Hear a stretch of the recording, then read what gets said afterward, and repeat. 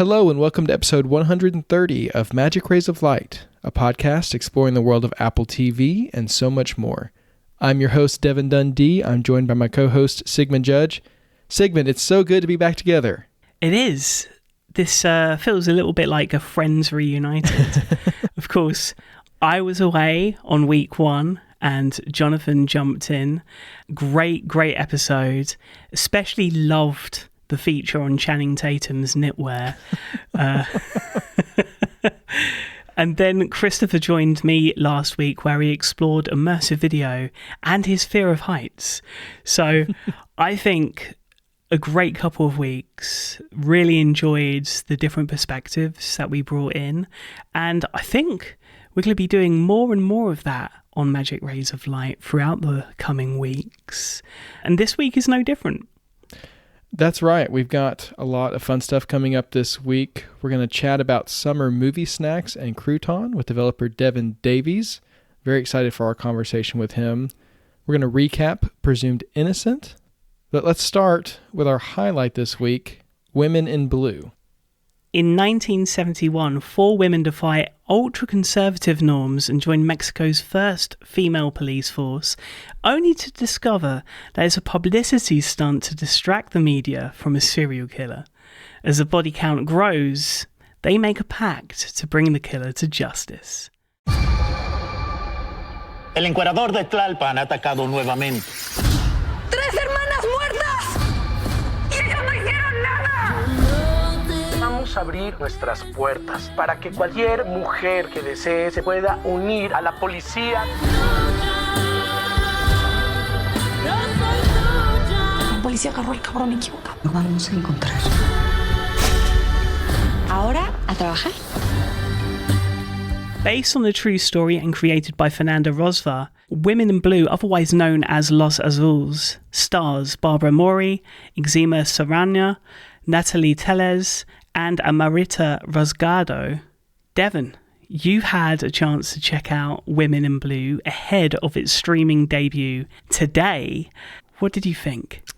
Yeah, I'm enjoying this one so far. I got the chance to check out the first 2 episodes, which debut today. Of course, this one is all in Spanish, so I watched it with subtitles to understand what was going on.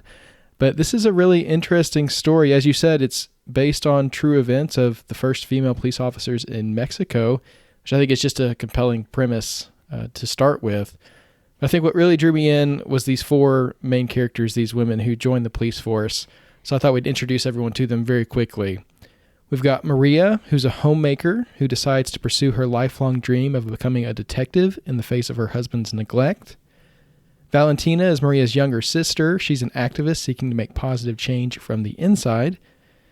Gabina comes from a family full of policemen, including her father, who's the commander of the Mexico City Police Force, and she defies his wishes to become a police officer herself. And then you got Angeles, who is pious and shy. She joins the force to make a better life for herself and her grandmother. Think of all the characters, Angeles is actually probably my favorite. She kind of gives me like Velma vibe. She's got that bob haircut and the big glasses. She's very smart and quiet. And when she speaks, it's always interesting to hear her perspective and kind of what she thinks about different social situations and things. But this is a really great just cast of characters, again, based on the true story. And I think that this is just a really interesting group of people to put together, and the way they play off each other, even in these first episodes, as they're going through their police training, deciding whether or not to stick with it, and then getting started with their jobs in the police force. It's really cool to see them come together as a group slowly and how those different personalities come together. Now, they each join the police force for their own reasons, but they each have good intentions to help people, but they're thwarted every step of the way by the misogyny of their day. And that's a big theme in the show that you pick up on very quickly, from Maria's relationship with her husband, who is just not a very good guy. And you've got Gabina's relationship with her father and her brothers, all of whom do not approve of her becoming a police officer, to just the way the women are, quote unquote, maybe not so much welcomed into the police force by the existing officers, down to the fact that, as we saw in the trailer, they're not even given weapons to defend themselves with, right, while they're out on the streets. And so it's just very much that kind of story of them breaking barriers, but finding new barriers as they push for equality. They're also existing in a world that's very dangerous to them with little support. One thing I thought was really interesting about this show is the way it introduces that serial killer plot. You really get to know the women who are abducted by this person.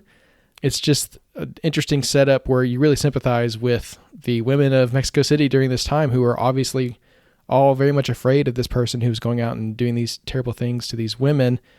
And now you've got this group of women who are stepping up, trying to make a difference and really putting themselves out there, but they're still have that fear of what's going on, and they have very little support in terms of dealing with that fear. The police and the politicians are very motivated to find the serial killer to ease public tensions, but Maria has her doubts about the man that the police say is the killer. And that's kind of the setup for this whole thing. They're trying to brush it under the rug and move on. Meanwhile, she's like, well, wait a second. Did you consider this? Did you consider this? And so she kind of has to conduct her own investigation, again, in the face of these men who most of them don't really even want her around, right? So I'll say it's a very compelling premise. Really enjoy the performances and the characters so far with these first 2 episodes. I'll say it's a little bit over the top and soapy. I think it might just be the genre that we're in, right? It's kind of got just those very dramatic elements to it, especially in establishing these characters. But I don't think it detracts from the show at all. I think it actually is kind of a part of its charm if you just lean into it and let it be what it is. I've definitely enjoyed the first 2 episodes so far. There's been some real laughs, laugh out loud moments, even with that language barrier and reading the captions. There's been some moments that really made me chuckle down from my belly. And this is a group of women that I really do want to see succeed. So I think Los Azules, Women in Blue, it's well worth checking out. Highly recommend it. It premieres globally today with its first 2 episodes on Apple TV+. Of course, Los Azules is Spanish for Women in Blue. And when I think of Spain, I think of hot weather. Just recently, there was a report that London's climate is about to mimic the same as Barcelona's, I say in about 10 years' time, which has me a little bit concerned because of the lack of aircon. And it also has me slightly concerned when it comes to snacking during my movie and TV show watching during the summer, because popcorn doesn't quite fit the bill in July and August in these sweltering heats. So to rectify that, we have a very, very special guest on this week's episode of Magic Rays of Light. Devin Davies, the Apple Design Award-winning developer behind Crouton. And what a year it's been for Devin. First, an appearance on The Late Show, then appearance on App Stories, and now Magic Rays of Light. How are you, Devin? It's only uphill. I'm good, thanks. How are you? It's great to have someone on the show with such a wonderful name. I've never podcasted with another Devin before, so that's pretty cool. If we run into any confusion, we'll have to work that out as we go.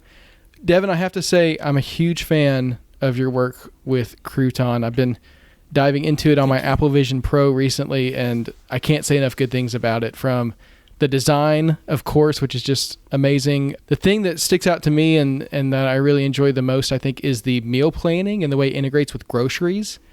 As a parent of a young child who's just learning to eat and having to figure out, okay, what can he eat and on what day and when are we going to do this? That is a feature that's just invaluable and so cool. So congratulations on the design award, but just also I wanted to commend you on your amazing work with Crouton. Can you give us just a little bit of backstory on what inspired you to create it and the story of Crouton so far? Yeah, totally. Firstly, thank you for that. That's very kind. Yeah, for me, I guess the inspiration came from the meal planning that I was doing when I got married.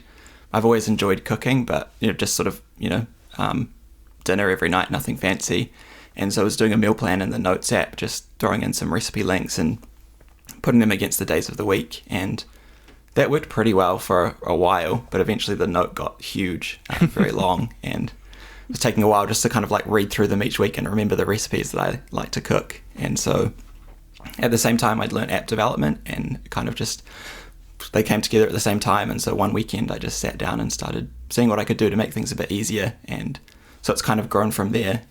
And yeah, similar to you, I've got young kids, and so meal planning at the start of the week helps set you up pretty well. And so Crouton's been an app that I use every day, which I think has been really helpful to sort of like maintain motivation to work on it. When you're using these things yourself, you kind of spot the things that could be better and sort of improve as you go.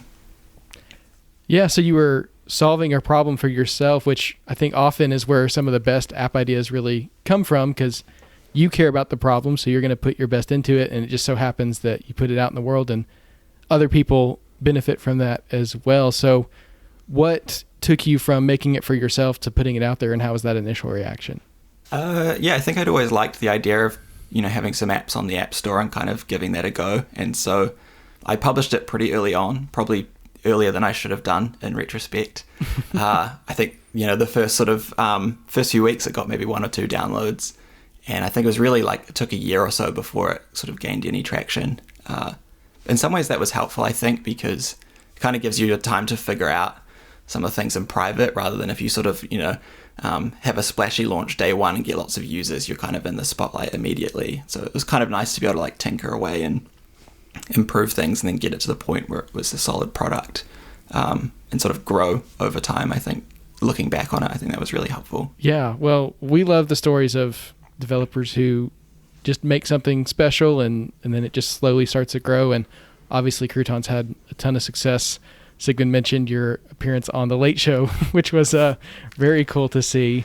It was very surreal. Just a big summer for Crouton with the Apple Design Award and everything. How's that experience been for you and for the app? Yeah, the last, 7 months now have been kind of a whirlwind since the Vision Pro launch. I had pretty low expectations going into that, how my app was going to do.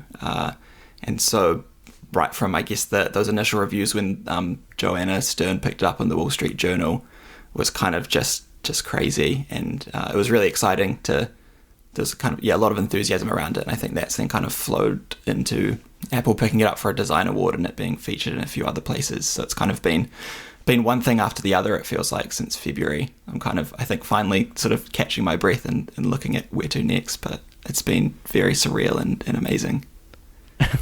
Now, we are all, I think, TV show and movie lovers. And one of the reasons that we brought you on, not just to kind of let everyone know about Crouton, which, of course, isn't just on Vision Pro, it's on iPhone, iPad, Mac, Apple Watch, everywhere apart from one platform, which we'll get into in a little bit. I'm going to be called out. But what I wanted to get into was, what's kind of a good alternative snack, really, to what I guess we all grab normally when we watch a movie or TV show, especially for the summer, something a little healthier than, for example, the popcorn. I'm a salt and sweeted kind of popcorn guy, or a toffee popcorn guy. I'm not too sure about you, Devin. I know Devon has popcorn where they just ruin it by pouring butter over it, which is way over my head and always will be. Is there a popcorn preference for you? I'm a big popcorn fan, actually. I think my recent approach is just doing it manually on the stove with a bit of coconut oil and then a bit of salt at the end. I find just the coconut oil keeps it pretty light, but adds a little bit of something to it, and I guess that helps keep it fairly healthy. But yeah, I find just doing it on the stove rather than the microwave or other alternatives actually is very straightforward, and it's a good way to make a lot of it when you've got kids and lots of people that want a bowl. I'm guessing you don't do what I do with it, which is once it's all warm in the bucket, then you take your M&Ms and pour those in there and make kind of a sweet and salty mix. Oh, God. That sounds dangerous. If you can't tell, my approach to movie snacking is not very healthy, so I need some help here. Do you have any recommendations for some good movie and TV watching snacks for the summer? Yeah, definitely. I think the big one that I've been on at the moment is one that my wife discovered. She got into making a lot of sourdough bread recently, and I don't know if either of you have done this, but you have... Oh, yeah, definitely lockdown, right? Yeah. I think everyone did, right? Totally. Yeah, so you've got your starter, and then you make your dough. Often you have a bit of the starter left over, which is your discard, and so basically you just take that, mix it up with a decent amount of olive oil, some salt and some rosemary, spread it out super thin on a tray, and then bake it for, I think it's like around 40 minutes or so, basically till it goes really crispy. And then you just snap it up into little cracker-sized pieces, and it's like dangerously good. I can eat like, basically my wife will make sort of a few containers of it, and I could go through those in one sitting. Kind of. Yeah. No self-control with those. And I got to say, we're going to have these recipes linked in the show notes. They're going to take you direct to the Crouton app, right? And the pictures and just the way everything is presented in the app are just so beautiful. I'm looking at pretty much everything that you've got laid out for us, which we're going to get into. And I just want to eat all of it, but of course I got to make it first. That is the problem. Yeah, I need like a button that you push and then someone just delivers the recipe to your door. Oh. In this case, it's good because my wife makes the crackers, so I do just get to, those just turn up and I destroy them. Yeah, I guess, with Crouton, I want to present the information in a way that's like as digestible as possible. I get pretty confused with like keeping track of recipes in the kitchen, and so I think with Crouton I try and just show you the bits that you need at the time. So when you're getting ready to cook a recipe, you care more about how it's going to look, because that kind of gets you interested in cooking it. But once you're in the kitchen, I try and show you, I guess, each step one at a time, and then some helpful things with each step to start timers and see things like temperature conversions and stuff like that. So yeah, try and show you what's relevant when you need it. Tell me about your next healthy pick. Homemade cinnamon toast crunch. I got to hear how this is healthy. Okay, I don't know if this one is, maybe this one's not healthy, but I think this was sort of an accidental discovery. Oh, so first of all, I'm a big cinnamon toast crunch fan. But in New Zealand, it's almost impossible to find. And when you do, it's no joke, like $25 for a box. Oh, wow. So that's not an affordable movie snack. And so one day I thought, maybe I could just try making some, see how it goes. And so I found this recipe and made it. I think I didn't roll it quite thin enough to get like a good sort of like crispy lightness, but what I ended up with instead was these sort of like little like cinnamon like biscuity snacks sort of accidentally, and those ended up being kind of like a great, similar to popcorn, you just kind of like grab a handful and go through it. And so it's sort of like an accident, but turned out to be like a good result. And so I think it's kind of like maybe not a conventional movie snack, but I quite enjoyed it.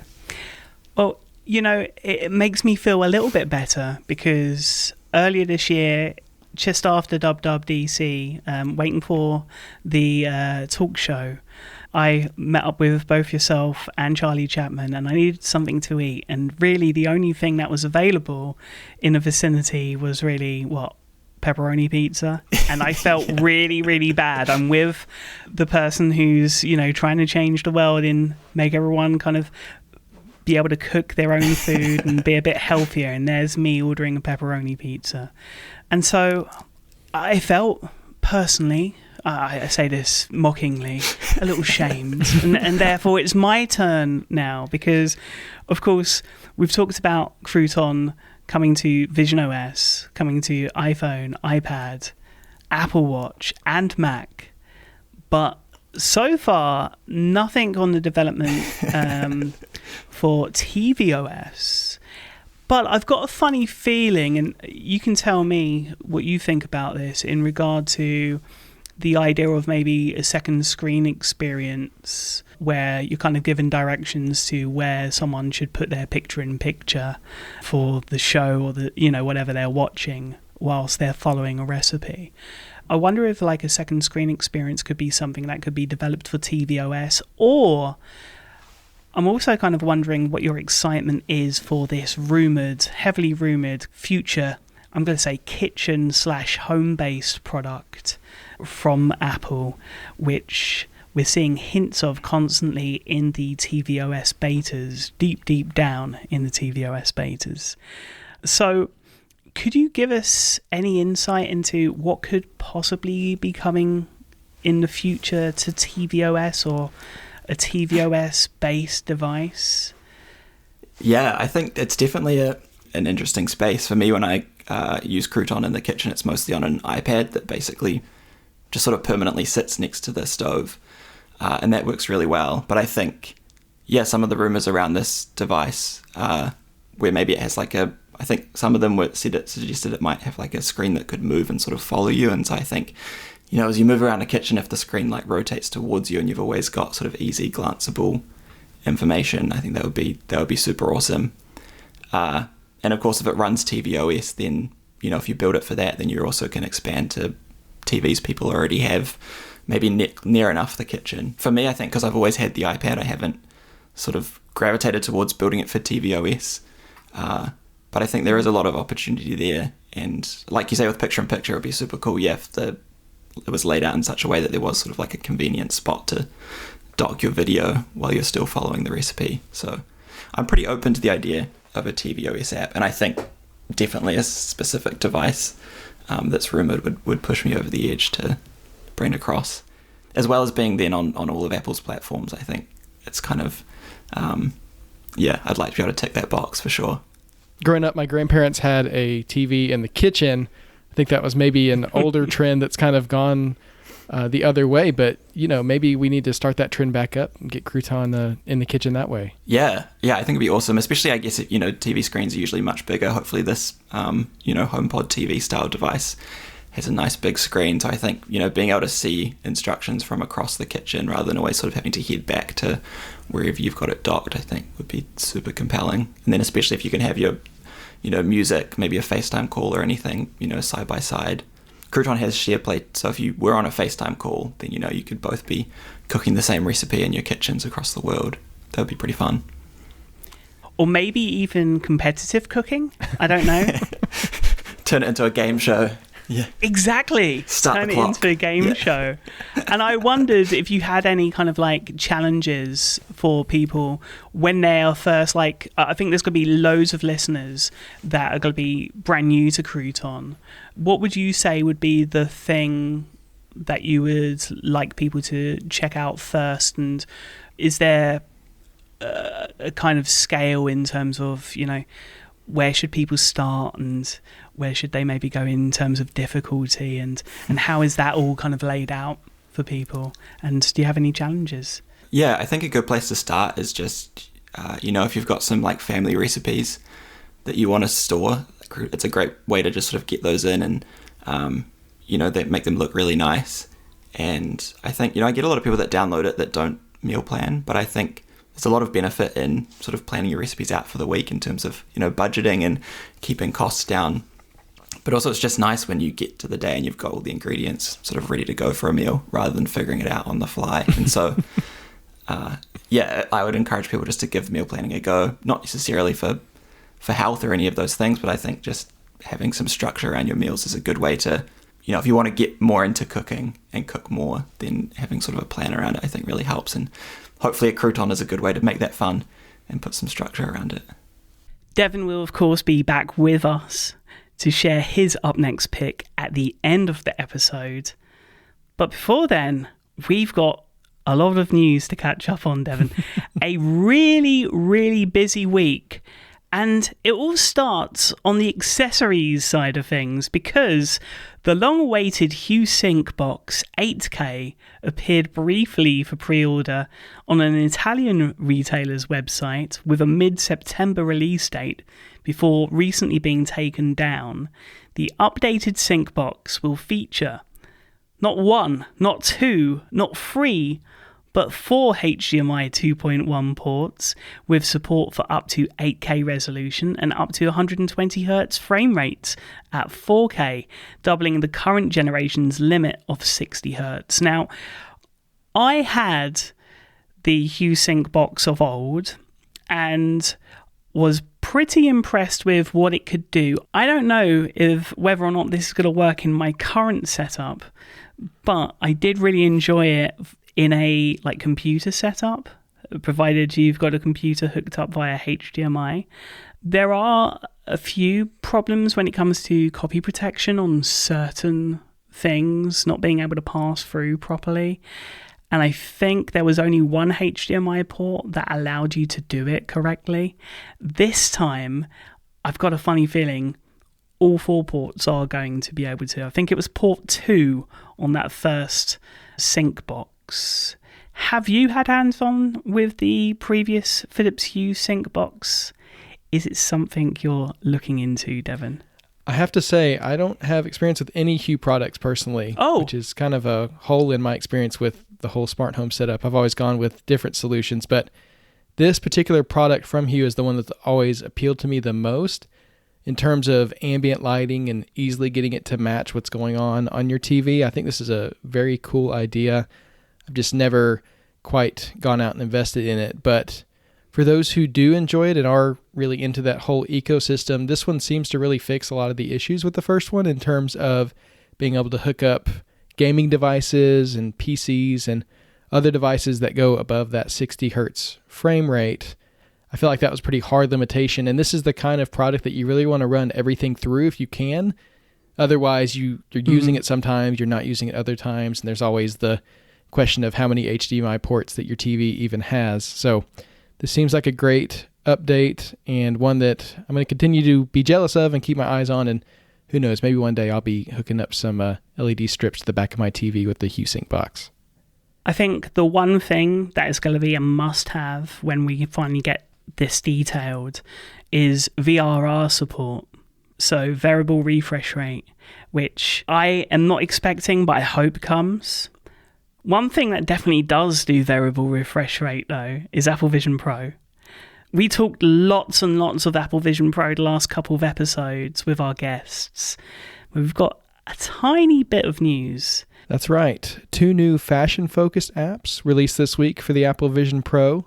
The Balenciaga app allows users to revisit the fashion house's Spring 2025 show with stereoscopic footage and an interactive lookbook, while the Rimowa Explore app features detailed 3D models of the brand's iconic suitcases. So it's cool to see more and more brands getting on board with Apple Vision Pro. We love to see new apps for Apple Vision Pro and are always on the lookout for new things to try. It reminds me still very much of the early days of tvOS when, I can't remember, was it Burberry? Burberry were, I think, the very first to stream their catwalk and have it interactive, where you could purchase an items straight off of the catwalk live on tvOS. So this feels like a natural progression of that. Very, very cool. Of course, we also got this week a new environment. So one of my predictions came a little bit later than we expected. What is it, and have you had any time in it? So that's right. You said that there would be no more coming soon environments after WWDC. Here we are, a month and a half later, and there are no more coming soon environments on Apple Vision Pro, at least if you're on the Vision OS 2 beta. So this new Misty Lake environment was added. It was actually added server side.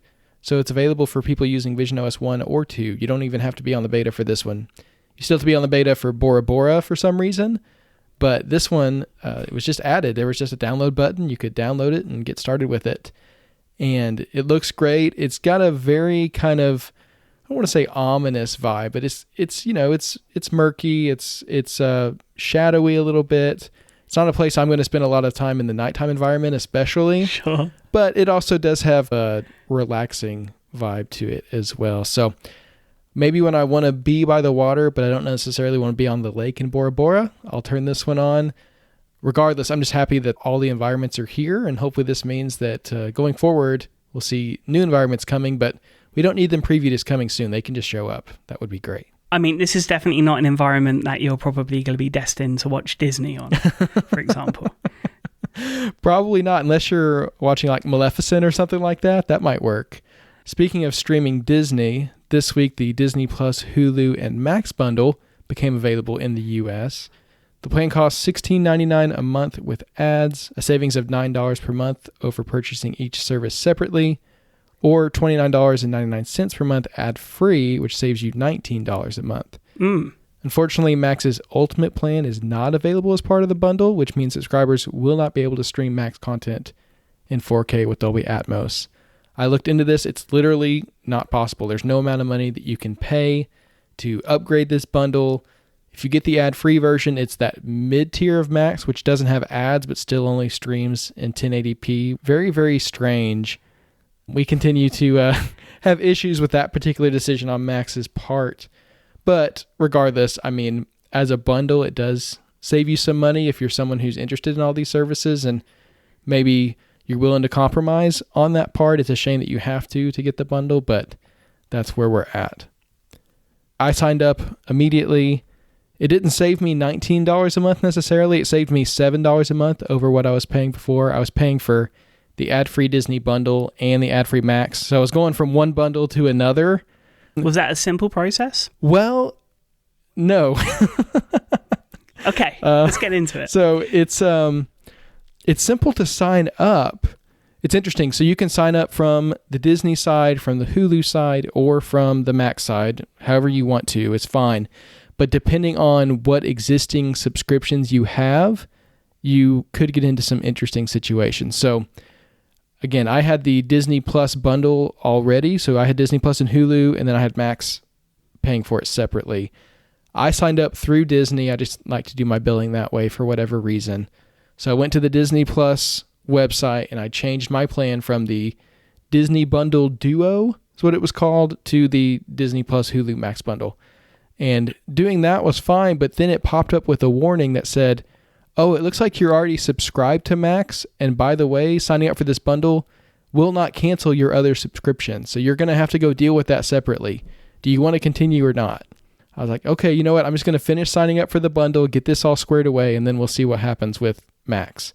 So I confirmed my subscription, and then I went to activate my Max plan, and when I got signed into Max, it said you have two subscriptions. You have your Disney Plus bundle, and you have your independent Max subscription.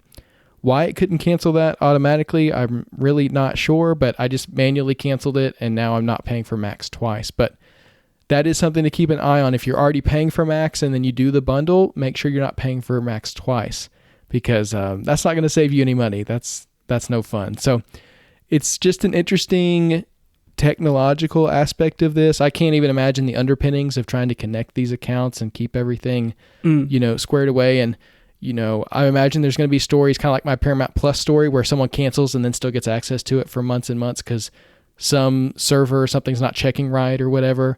But worth a try. I guess I could. So there's little hoops like that to jump through. For me, I mean, I'm happy to be saving money because I was going to be paying for these services anyway. On their end, the benefit that they are getting is that I'm less likely to churn, at least in theory. Indeed. But what I would say is if there's ever a month where I'm definitely not going to use Max, I could still easily cancel the bundle, sign back up for Disney Plus for a month, and then go back. So it's a lot of back and forth. A lot of people probably won't do it, but you're not signing a contract or anything by signing up for these bundles. You're getting the savings in the hopes that between those three services, Disney Plus, Max, and Hulu, there's always something that you want to stick with. But if it's not working for you, it's not like it's something you can't go back and change if you need to. So if you're considering it, I'd say definitely give it a try. Make sure you're not paying for any services twice, though, because that can happen, and you definitely don't want to run into that. See, if this was a video podcast, for the last few minutes, you would have seen a unimpressed, jealous look, but for different reasons, right? Of course, the possibly subscribing twice to a service is crazy. The idea that Warner Discovery want to make it as difficult as possible to watch their content in the best way possible in 4K with Dolby Atmos and Dolby Vision is just madness to me. It continues to infuriate me. And it continues to infuriate me because I want this saving, but I want the top tier. So it's a no bueno for me. In other positive news from a Max perspective, Max have this week added SharePlay to its app for all subscriber tiers, which I think is really, really cool. You simply open the Max app on your iPhone, find something to watch, and then choose SharePlay. You can then enter your contacts you want to share with. Then you can either choose Messages or FaceTime. And if you choose Messages, contacts will get a message asking them to join SharePlay. So really, really simple, as it is using SharePlay on iOS. But of course, on the big screen, SharePlay also exists, and you can jump straight in to a shared experience via FaceTime and continuity camera on the big screen, which I've got lots and lots of thoughts on when it comes to tvOS 18, which we'll be talking about next week. We've talked about Max with ads, without ads, Ultimate, all these tiers. One company that hasn't gotten into the ad streaming game yet is Apple, but we're always hearing different rumors that might change. This week, The Telegraph reports that Apple is currently in talks with the Broadcasters Audience Research Board in the UK about the possibility of collecting advertising metrics on Apple TV+. Similar discussions are also taking place with rating organizations in the US as well, adding just more evidence to the rumor that an ad-supported tier of Apple TV+ could be in the works. Now, we've talked about this every step of the way. There's always smoke, never any fire when it comes to this, but I have to imagine it's coming eventually. Sigmund, what do you think? I mean, the biggest kind of sign of smoke was when tvOS 17 was announced. And if you've watched the developer sessions there, you'll see that the video player was updated to support ads and to be able to support syncing of SharePlay, whether or not someone had a premium subscription or someone was on an ad-supported tier. So I think it's coming. It makes sense for it to come to Apple's video player, predominantly for Apple TV Plus and anyone using it. And yeah, I think it makes a lot of sense. I do hope, though, that there isn't an extra tier for ad-free when it comes to the family bundles that I know we're both subscribed to, and many listeners are. Yeah, if there's a cheaper option for someone to get in, great, but please, please don't make it more expensive. I agree with you. It would be unfortunate for Apple One subscribers to then have to pay, $4 or $5, whatever, more a month on top of that to get rid of the ads on Apple TV Plus. And they don't want to make a bunch of different bundles. They don't want to get into a Disney situation. So hopefully the bundle will always include the ad-free, but I'd say anything they can do to get more people watching Apple TV Plus, for those who are willing to pay less in exchange for ads, then we'll see how it goes, and hopefully lots of people will tune into it. Now, every week we have more and more reasons to either stick with Apple TV Plus or subscribe for the first time. Bad Monkey, which received its debut trailer last week, is just another.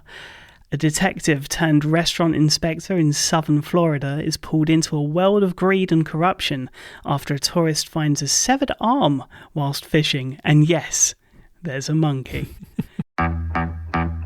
I'm not a detective anymore. They said I was reckless, inappropriate, and glib. Why can't you just hide me on the desk in here? I wouldn't even be doing any work. I'd just be checking the websites I like.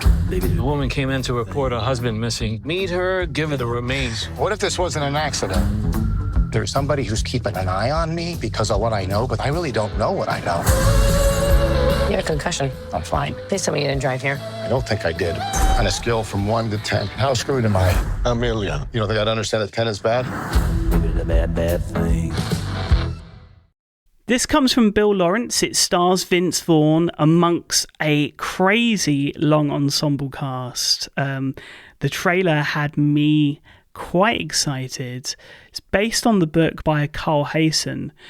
But I think this tonally was probably not what people expected, and therefore, I don't know, what was your reaction? I know some people were a little bit miffed due to the style of it.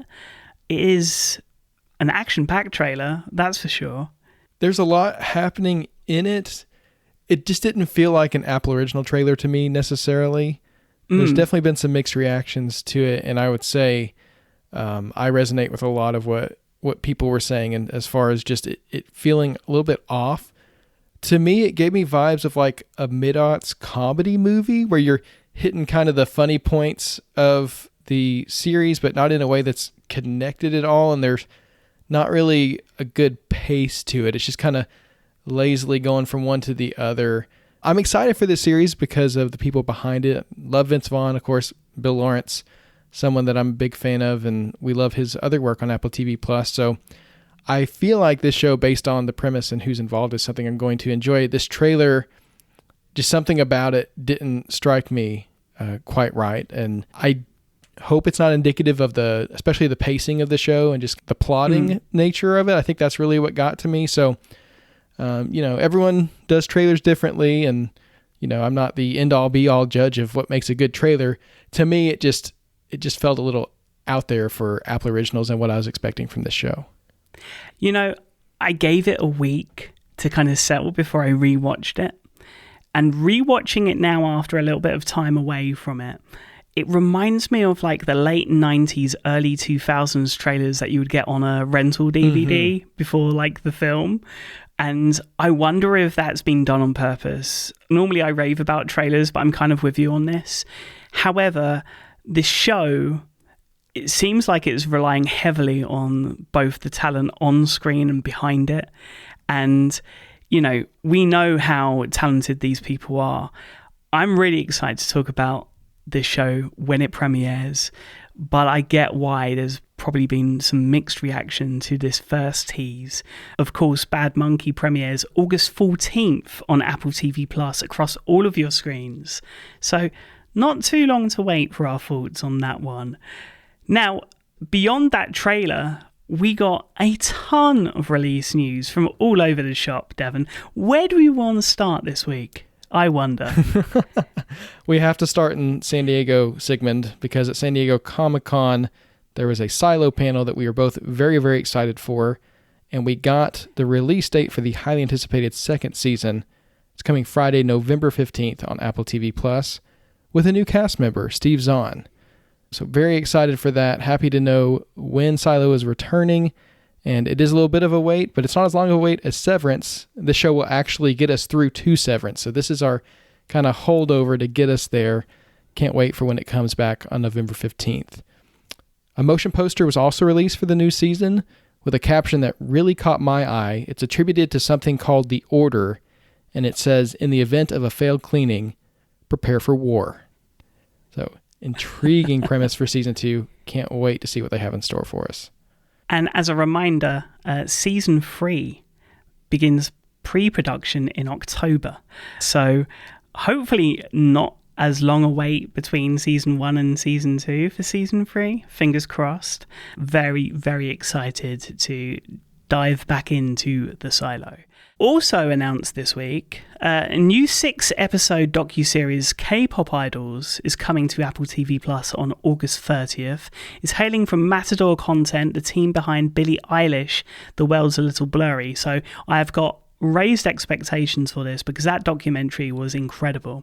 This series will offer fans an unprecedented backstage pass to the world's biggest musical phenomenon with a behind-the-scenes look at the highly competitive reality of K-pop stardom, featuring beloved artists like Jessie, Gravity and Black Swan. A first look of the series is linked in the show notes this week.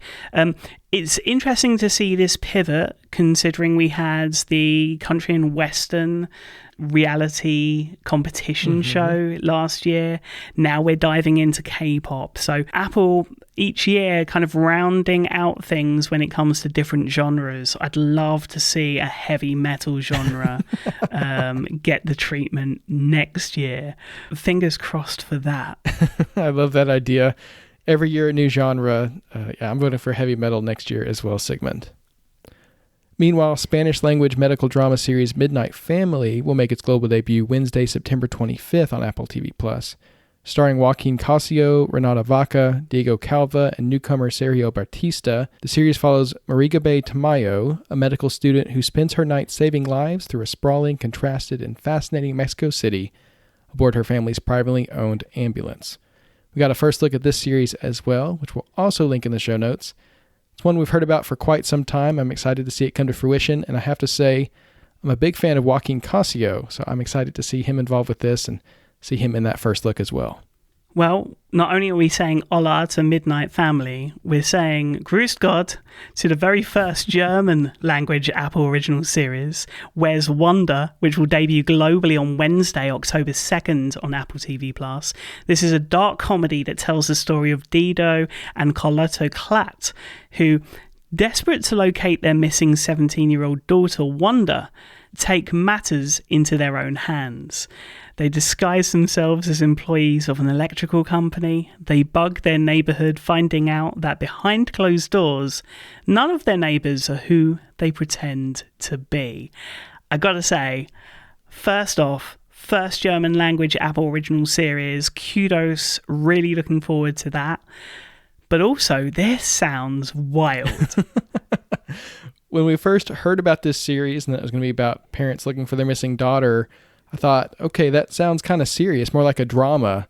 But now hearing the premise and how they're going undercover and bugging their neighbors and just trying to imagine the different secrets they're going to find out, this sounds absolutely hilarious.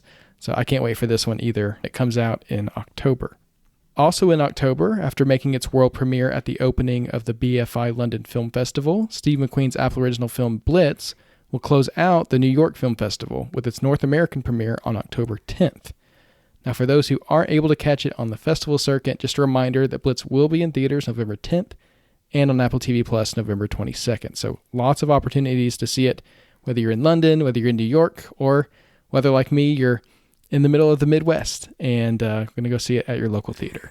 Yeah. There's also, just to kind of relay on the London Film Festival, not only is it going to be the premiere, but I believe there's going to be 20 different screenings happening simultaneously across the UK to be able to check out Blitz as well. So a really cool rollout. Really looking forward to this. Looking forward to seeing how Steve McQueen's upcoming film does on the award circuit this year. Very, very exciting. On a slightly different note, a renewal. Camp Snoopy has been renewed for a second season on Apple TV+. So that's good news for those in the kids and family segment of the service.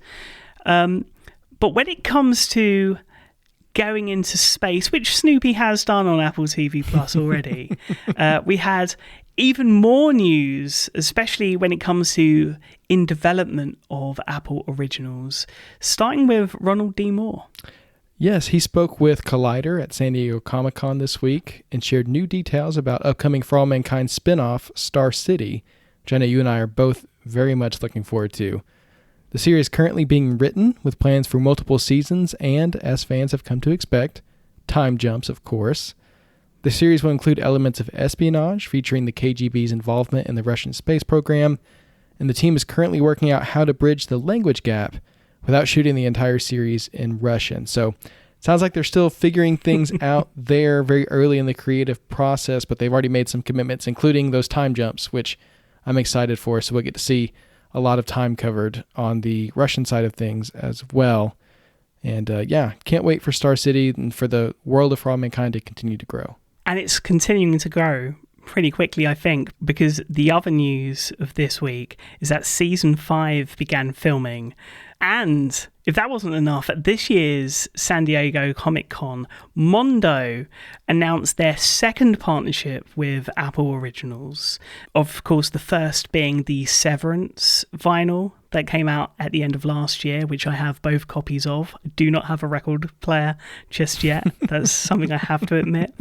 But I'm going to have to get one because Mondo announced For All Mankind Season 1 through 3, the Apple TV Plus original series soundtrack, Volume 1, of course, because they're ready for Season 5 and beyond. This vinyl package is pressed on 3 times 140 gram triple metallic vinyl, and each vinyl represents the planet on which has been visited on each season. So it's really, really cool. It looks fantastic. The release also includes artwork by Danny Haas, and it's encased in this 60s style bound exercise book cover style casing. And it's going to see an online release in the next couple of weeks, priced at $60. If you were lucky enough to go past the Mondo booth, you had the opportunity to purchase it early at San Diego Diego Comic Con, but really, really excited for this release coming to everyone that wasn't able to make it to the con. Very, very cool. Well, I know you've got quite the Apple TV Plus paraphernalia collection going, Sigmund. Sometime we might have to do a segment on that and you can show off all your goodies, but I have no doubt that you're going to be adding this one. And for anyone else who wants to, we'll of course link it in the show notes. Finally, for In Development, Chris Hemsworth will star in the Corsair Code from Apple Studios, based on a short story by Jonathan Tropper, who is also the creator and showrunner of upcoming Apple original series Your Friends and Neighbors, starring John Hamm. The film is described as a high-octane sci-fi mystery adventure, and that's all we get. Chris Hemsworth, Jonathan Tropper, sci-fi adventure. That's all we know so far, but we know it's coming, and just based on that, you know what? I'm excited for it. Yeah, from my understanding, a competitive bidding war for this one. So very, very cool. And what else is competitive, especially the last couple of weeks, is the newsroom. The Morning Show Season 4 has welcomed 2 new cast members to help with its team this past week. William Jackson Harper will portray Ben, the confident and innovative head of sports at UBA, whilst Boyd Holbrook will play Brody, a popular and provocative podcaster and talk show host. Howard Stern vibes, maybe? What do you think? Yeah, this is an interesting new sort of angle for the morning show to go into, is that self-made online personality who commentates on things. That's a whole other world of media that they're going to be getting into, which I think will be interesting. But I'm really, really excited for William Jackson Harper to be involved here. Loved him on The Good Place. I think he's got quite a following based on his portrayal of Chidi, but seeing him thrown into this world, it's going to be very interesting. So that's everything coming, but now it's time to talk about everything coming to Apple TV this week with this week's Apple TV releases, beginning with the 2-episode premiere of this week's highlight, Women in Blue, alongside new episodes of Time Bandits and Sunny. On Thursday, we've got the Apple Arcade releases of Temple Run Legends and Vampire Survivors Plus. And on Friday, it's time to get to the theatre. The theatrical release of The Instigators. Of course, The Instigators coming to streaming next week, so expect some thoughts ahead of the streaming release on next week's show. And when it comes to streaming releases this week, Cowboy Cartel. When a rookie FBI agent uncovers a massive money laundering operation in American horse racing, he risks his life to take down the culprits, Mexico's deadliest cartel. This is a fascinating, short, limited documentary series, not so much in the guise of McMillions or, of course, Apple's own The Big Con. More of a serious take here, but fascinating nonetheless. Highly, highly recommend, and no doubt this is going to be the streaming counterpart to this week's theatrical release. So very, very cool. And then, of course, on Friday, we have yet another episode of Lady in the Lake. Unfortunately, we didn't get a chance to really highlight Lady in the Lake the way we'd like to, but cannot wait. Just a few more weeks of this limited series to go before we give our recap. A really, really special show. I think you'll agree. I completely agree with you. If you haven't checked out Lady in the Lake, now's a great time to jump in. About at the midway point, we're really getting deep into the water here with this one, and it is excellent. Love the pun, Devin. Love the pun. Of course, Friday rounds out with Friday Night Baseball at 6:30 p.m. Eastern, both Kansas City Royals at Detroit Tigers and Milwaukee Brewers at Washington Nationals. But you don't need to miss even a second of the action of both games, because we do have multi-view, which of course is going to come extra in handy with the continuation of the Leagues Cup on MLS Season Pass. Of course, that's teams from the MLS and Mexico and Canada all battling it out for supremacy. Just a fantastic tournament. And if even then you've still got time on the couch watching your big screen or on any of your screens, we have some extras as well. Lots of great extras this week. First up, Variety has a first look at Disclaimer.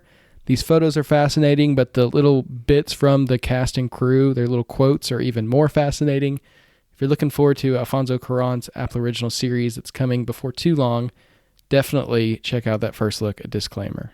Next up, we have Presumed Innocent, Unlicensed Therapy with Lily Rabe. I have thoughts about Lily Rabe's character on Presumed Innocent. We're not going to get into that too much with our recap here in just a minute. I'll just say this video was great, getting her perspective on being on the series and also kind of commentating on different decisions and scenes and moments from the series. A therapist who really just is at her wit's end with her client and drops a lot of pretenses. And tough to watch, I would say, but a great featurette with Lily Rabe there.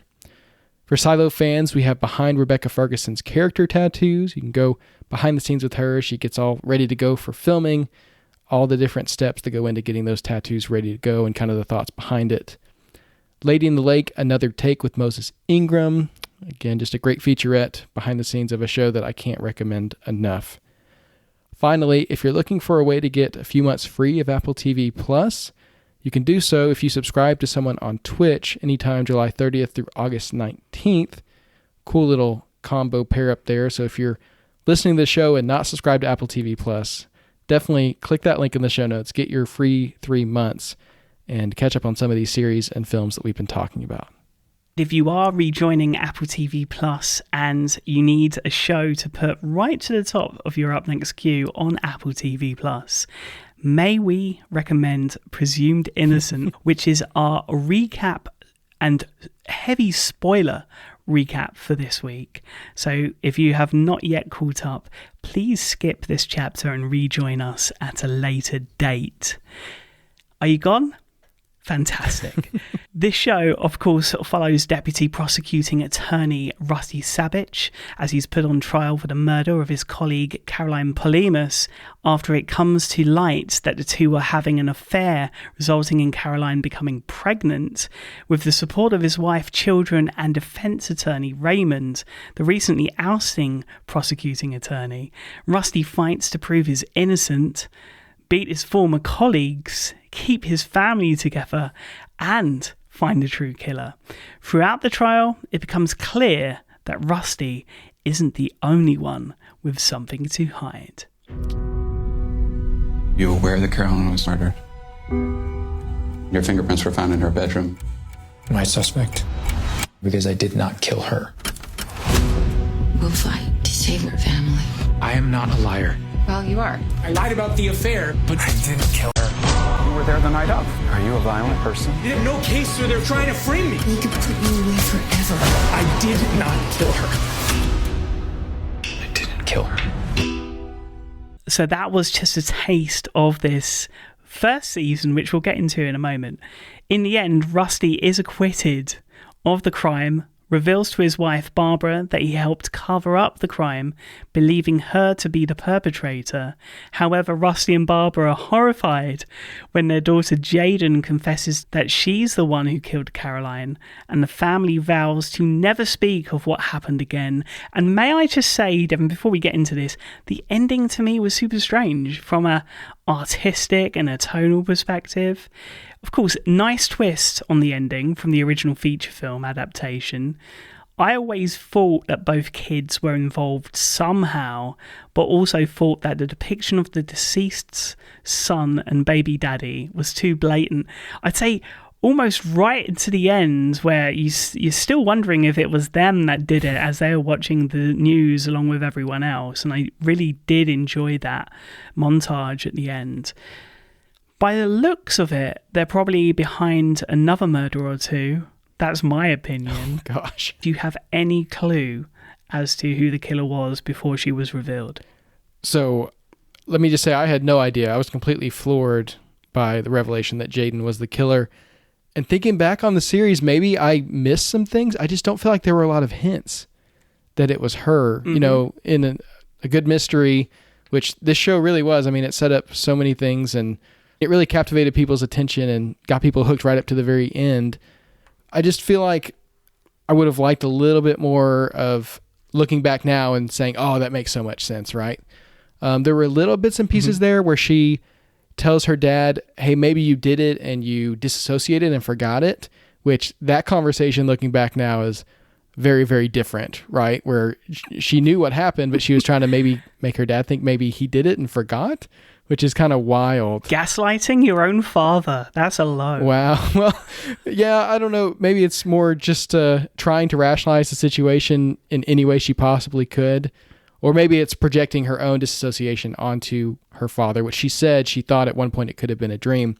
The only other real hint that we got that the kids could have been involved really was Kyle's knowledge of the affair as it was happening.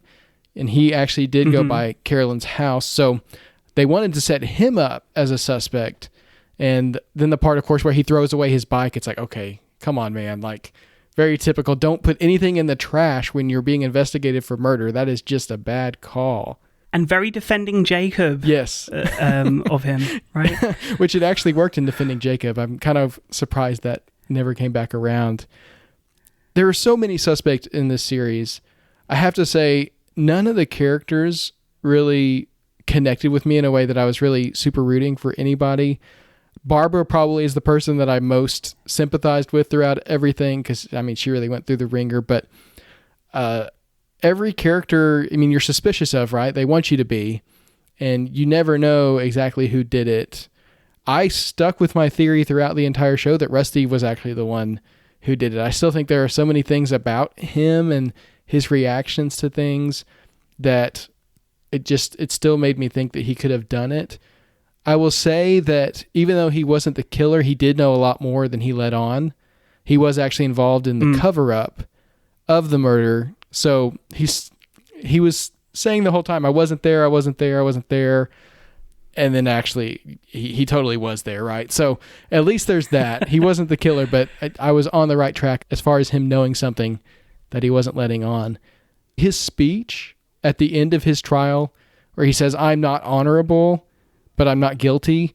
I thought that was actually really well written and a very powerful speech. And from a flawed character who we see make so many terrible decisions, being forced to just come face to face to those in the most public possible light, and then him actually being humbled by that and maybe learning something from it. I thought that was actually a really good way to kind of wrap up his storyline, of course, before the big twist that, oh, by the way, I actually did cover up this murder, and we're going to continue to do that. Yeah, the thing that I think rubbed me up the wrong way at the end of this season was the montage where everything was okay. We didn't really get any kind of insight into the family that Caroline had left behind beyond the creepy son and baby daddy. You know, everything kind of just suddenly she wasn't the central piece of the story. And strangely, we see this a lot in real life when it comes to these kind of crimes. It's kind of icky. I mean, the whole show, in a way, as entertaining as it was, and I have to say it's one of the most captivating limited series I've seen on the service, it felt icky. I hope that with season 2, and yes, we're getting a season 2, that we're able to change the tone a little bit. We can still have the intrigue of the court drama, which of course does gangbusters. We've seen the viewing figures for Presumed Innocent. Really has been a bonus for Apple TV Plus. But I think we should get an all new setting, hopefully somewhere not so rainy. That's why I'm kind of looking forward to Bad Monkey based on that setting. And I'd be interested in seeing other cultures and other ethnicities really represented in a future season. That could be really interesting. I never really thought of Presumed Innocent as a series. I'm really happy it's coming back for a season 2. Is there something that didn't necessarily jibe well with you on this first season that you hope is explored in season 2, which we know is already in the writing rooms? I'll say the thing about this season that I think worked really well, but probably wouldn't work continuing on, is just the constant suspicion of everyone involved. I think in a future season, it might need to be a little bit more clear cut and less mysterious. You can only pull off those twists so many times before it becomes a gimmick, right? And so I hope that the character setup in the next season maybe gives us someone to root for just a little bit more. That would be nice. But I do feel like obviously this season worked, and that's why they're going to continue with it and keep the story going. What really is curious to me is what, if any, connecting plot threads there are going to be to connect season 2 to 1. I guess you could just continue to use the name and the creative team and just tell a completely separate story. Or you could continue on with maybe Tommy moving somewhere and taking up a prosecuting attorney's post somewhere else and see how he does. You know, everyone loves Tommy so much. We need more Tommy. Well, both Tommy and Nico, right? For the accents alone. Oh my goodness. Yeah. And the tie. What is that tie called? That's not a tie. That's a bolo tie. The one that he rips off the wall from his first case and he's like, I'm going to wear this again and I'm going to get him. Yeah, that was such an interesting little moment. And the fact that it was that tiny little tie just made it comedic, right? Yeah, very much so. Very much so. Maybe he can go to Texas where everyone wears those and be among, you know, his people a little bit. I don't know. We'll have to see. But regardless, I'm with you. I'm very happy that it's continuing on, and whether there is a crossover or whether they just completely move on to something different, either way, I'm excited to see the series continue. If you haven't yet, you can now watch the entire first season of Presumed Innocent on Apple TV Plus across all of your screens. As always, a packed week of releases on Apple TV, as well as a recap of Presumed Innocent, which you can, of course, catch up on. But now, it's time for our Up Next picks and our TV app highlights for the week. And Devin joins us. Before we get into your Up Next pick, Devin, what have you got for us this week? Okay, I think this one is me. I'm going to go first here. I've got a pick for the parents this week. Again, my son is getting older. We're figuring out how to introduce screen time to him in a healthy and limited way. One thing that, of course, my wife and I are very concerned about is the content that he's taking in and making sure that it's appropriate, and not only appropriate, but I think enriching and high quality. And so we don't want to just put YouTube Kids on a tablet and, you know, let him run wild with it. And so I've been looking for different things for him to watch, and I found this series on Disney Plus called Disney Junior Music Nursery Rhymes. These are songs by Rob Cantor and Genevieve Goings, and it's very similar to the genre of like what Cocomelon or Pinkfong are doing on YouTube, but I think it's just a little bit higher quality in terms of the music and the animation, and something that I can feel comfortable with my son checking out. And so I've been putting these nursery rhymes on for him. They're really fun and a little bit unique twists on the nursery rhymes, and then the videos feature like Disney characters that we're all familiar with and kind of just an entry into that world as well. So that's what I've been watching and listening to with my son this week. If you're a parent looking for just some high quality things for your kid to check out and some catchy music to listen to that you can stand as well, I recommend checking out the Disney Junior Nursery Rhyme series. It's available on Disney Plus. It's also available on Apple Music and on YouTube as well. So that's my recommendation for this week. On top of that pick, Devin, we of course have a bunch of family and kids entertainment that I think is as safe. Snoopy, one of my favorites. Mm-hmm. The most recent Time Bandits reboot that has come to Apple TV Plus in the kids and family section. And there's some good news for UK listeners. Everyman Cinemas currently, in partnership with Apple TV Plus, airing some of Apple's family and kids entertainment at different Everyman Cinemas across the UK in an Apple Kids Hour, where you get free popcorn and free juice and just get to have a great time during the holidays. So we'll link that in the show notes. For Devin, I've got to ask, what have you got for us in terms of picks? I've got a funny feeling there's a recent Apple original series that piqued your interest. That's a good guess. Yeah, I've been really enjoying the Omnivore series at the moment. I haven't made it all the way through the episodes yet. I think I'm about halfway, but I've been really enjoying kind of the thoughtful approach to each of the specific ingredients they kind of hone in on each episode. So they did, chili. There's one on salt. The one I watched last night on bananas was really interesting. I had no idea sort of the history behind that. And so I think the awesome cinematography combined with kind of the thoughtful approach to how these ingredients are useful, but also how we need to be careful about how they're, I guess, being commoditized. It's kind of like a really well-rounded, balanced show. So I've been, really enjoying that so far. And then I guess sort of a second pick. This one's on YouTube, not on TV, but There's a chef called Chris Young who he founded Chef Steps, and now more recently a technology company called Combustion. But he does these YouTube videos where he's often sort of debunking common held beliefs around cooking meat and things, and he sort of breaks it down and shows the science behind it and does these really sort of informative videos.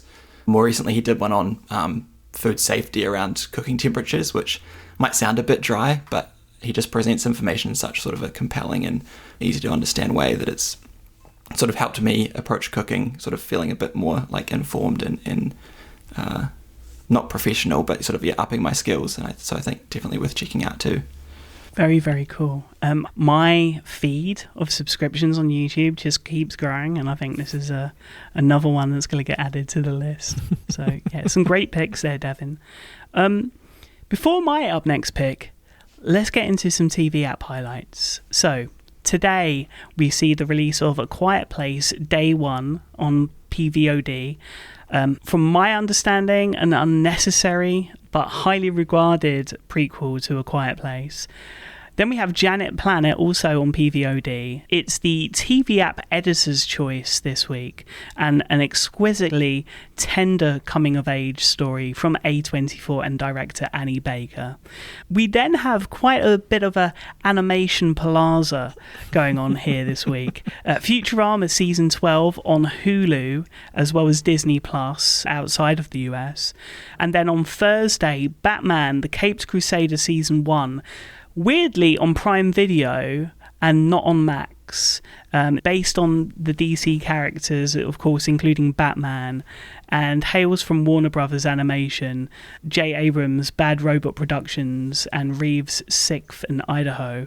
On Friday, we have Kingdom of the Planet of the Apes on Hulu, along with Saving Bikini Bottom, the Sandy Cheeks movie, weirdly on Netflix and not on Paramount Plus. This follows the moment where Bikini Bottom scooped out of the ocean and Sandy and SpongeBob head to Sandy's home state of Texas and enlist her family to save Patrick, Squidward, Mr. Krabs, and the rest of the gang. Cannot wait for that one. Also on Tuesday, Despicable Me 4 hits the TV app, and you can of course find links to all of those in the show notes.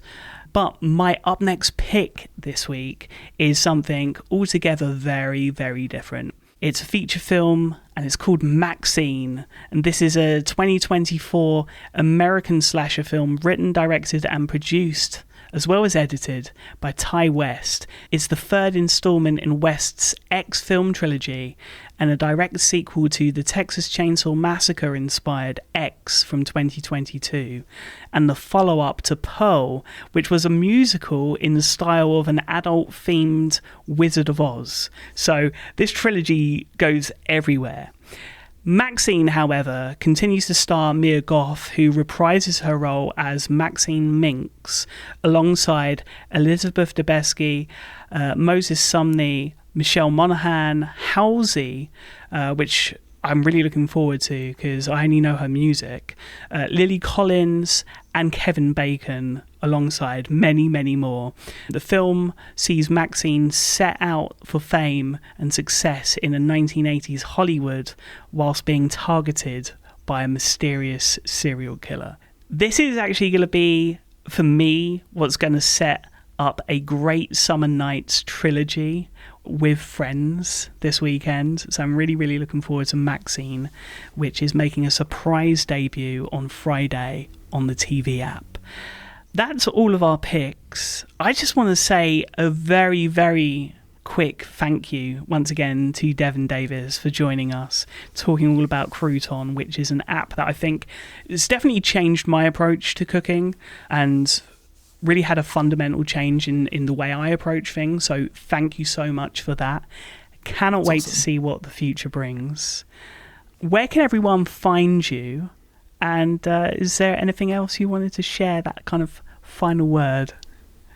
Sure. I mean, that's awesome to hear as well. And it's been a lot of fun. Thanks so much for having me on.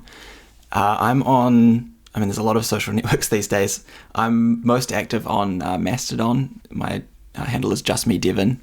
And then on Twitter /X with the same handle, Those are probably the best places to find me. And I guess I'll have to get to work on that TV app. Well, we will be on the lookout for Crouton on Apple TV. Fingers crossed in the future. Regardless, Devin, it's been great having you on. Congratulations for all the success you've had with Crouton, and thanks for joining us. Thanks so much. Before we close out the show, a quick shout out to both Paul and Slinky, listeners of Magic Rays of Light, who came and said hello over this past weekend at Relay 10 in London, which was a fantastic event. So a big congratulations to both Mike Hurley and Stephen Hackett and everyone over at Relay FM. A really fantastic special event. That's all from us for this week. Thank you so much for listening. We always welcome your feedback, so be sure to follow us on Apple Podcasts, leave us a rating and review there. You can follow us on social media via the links in the show notes. You can email the show or send us an iMessage to magic@macstories.net. And if you ever want to send in a voice message to the show as well about anything that we're discussing, we would love to hear from you in that form as well. We'll be back next week to highlight the instigators, recap Land of Women, and check in on Continuity Camera on the public tvOS 18 beta. So until then, stay safe, watch some Apple TV, play some Apple Arcade, and have a great week.